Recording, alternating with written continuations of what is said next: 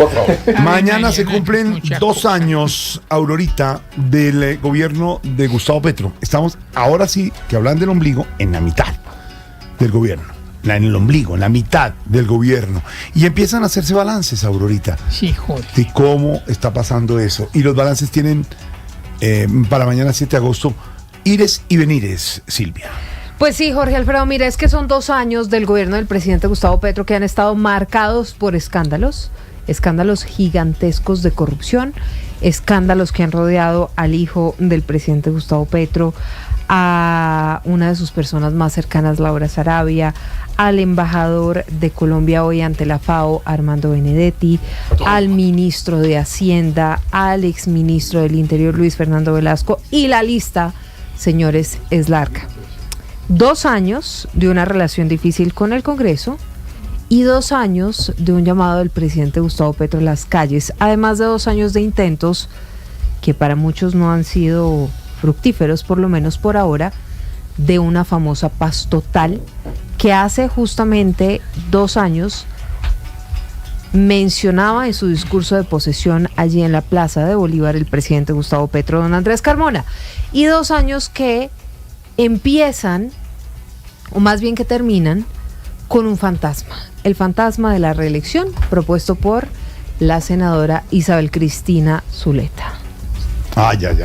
Y ese fantasma de la reelección, Sí, señor, que se va al traste con estos dos años, porque como decía Álvaro Forero y Pedro Viveros, hablar ahora de esto cuando los términos son diferentes, resultados de encuestas, de sondeos. Ahorita la escucha a esta hora, don Álvaro, y la escucha don Pedro Viveros. Gracias, doctor.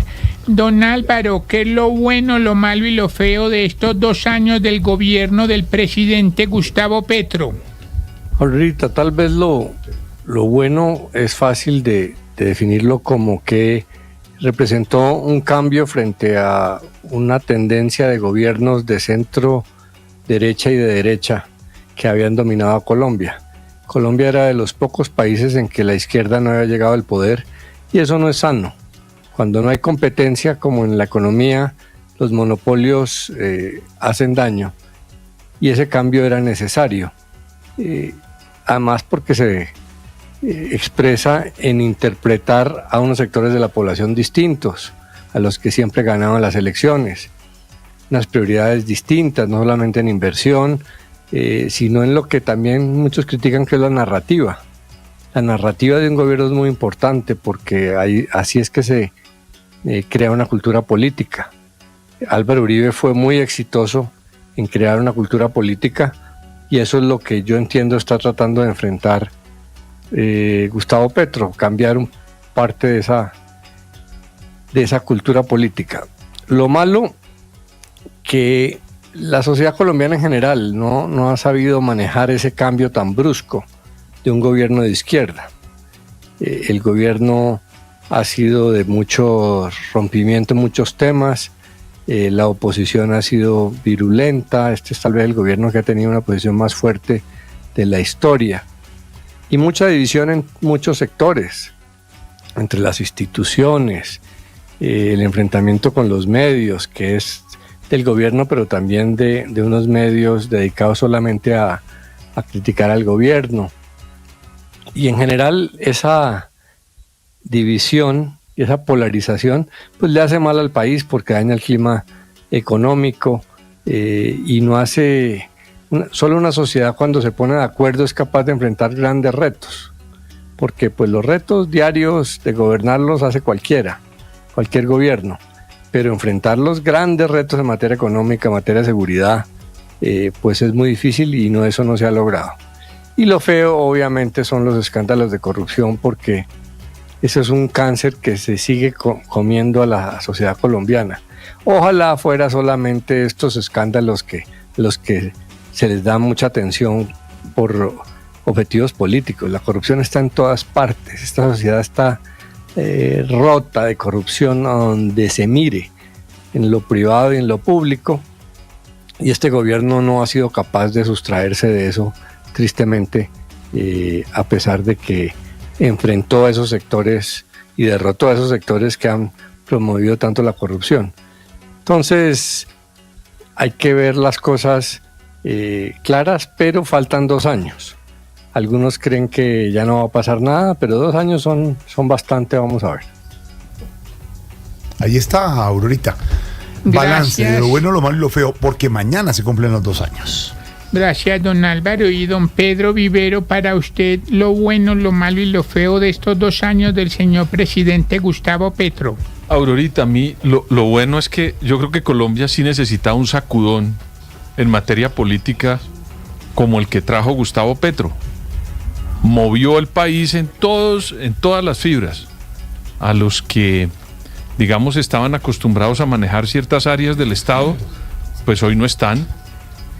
Los que tenían en mente que el país no podía tener unas nuevas discusiones, pues Petro se convirtió en un productor de conversaciones y de discusiones permanente en el país, y que hacía falta ese tipo de discusiones, porque hay que poner los temas como son y la discusión en su nivel. Sí. Por ejemplo, hablar de manera permanente del cambio climático, de la transición energética, de los problemas de la salud, de los problemas de la reforma pensional, de las minorías, de los animales.